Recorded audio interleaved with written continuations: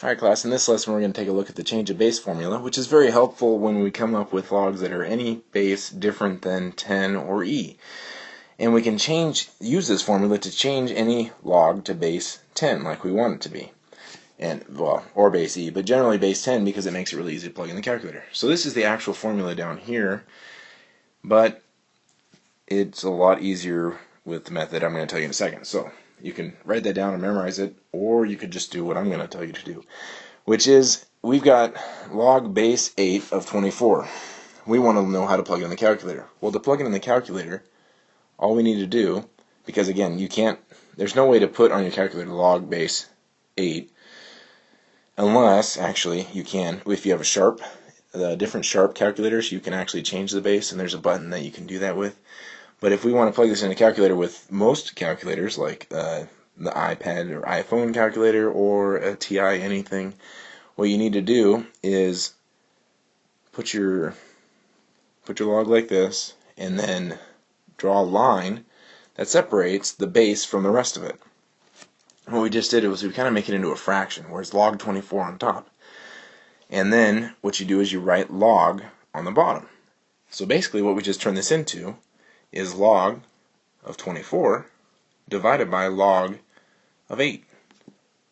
And those, because I didn't write a base there, are by default base 10. Again, if you don't write a base, it has to be base 10. So I didn't write a base because I wanted to plug it in my calculator. So now that I've written it like this, I can actually take my calculator and type in log 24 and then push divided by log of 8. Now the only thing to be very careful about is when you plug it in your calculator, especially the TI-30, is that you need to put log of 24, it's going to open parentheses. Don't push divided by just yet. You have to make sure that you close these parentheses and then push divided by, and it'll actually put a hash mark like that. And then you push your second log of 8. Okay? And you don't have to close the last parentheses, but you should, and push enter, and you should get 1.5283. Okay, and this would be your final actual answer for this problem. Now, there are times when it's not just asking for, okay, change the base and find the answer, or just find the actual answer. Sometimes the directions will say, find this log in base, I don't know, 20. Well, if I wanted it in base 20, the only difference is I do the same thing I did here, where I draw the line and then put a log on the bottom. When I come over here, all you have to do is you can put whatever base you want here. So I can make this base 20, as long as I make them both 20s.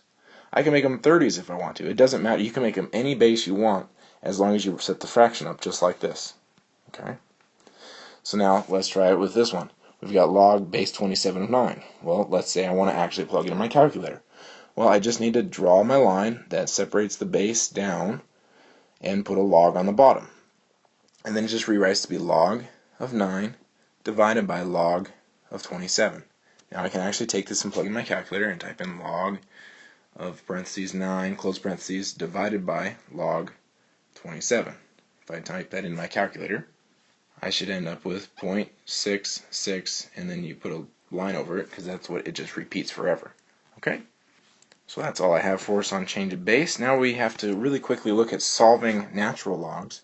We did pretty similar problems with regular logs, but in the regular logs, if it said log here, we assumed that there was a base of 10, and we did the circle pattern, and then we would have came up with 10 to the 2.8802, which I did actually do that in the last lesson, equals x, and then just punch in my calculator.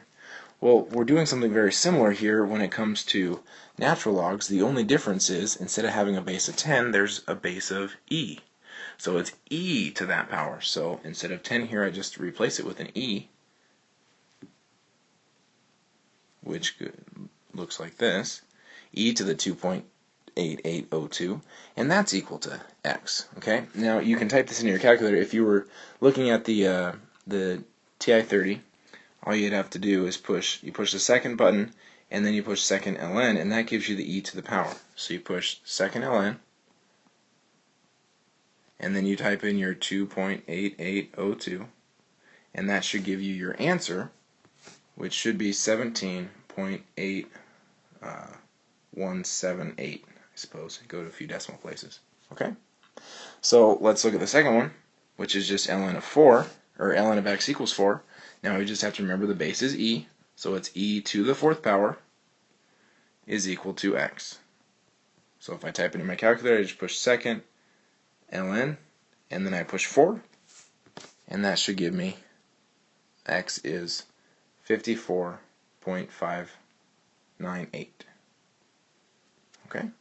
So I hope this is clear about how to plug it in the calculator. If you have different calculators, again, if you have the iPhone or iPad calculator or any other Android calculator, whatever, they're all backwards.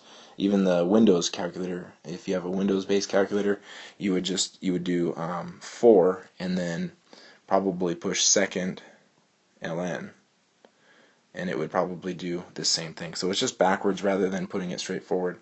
You just do it backwards. All right.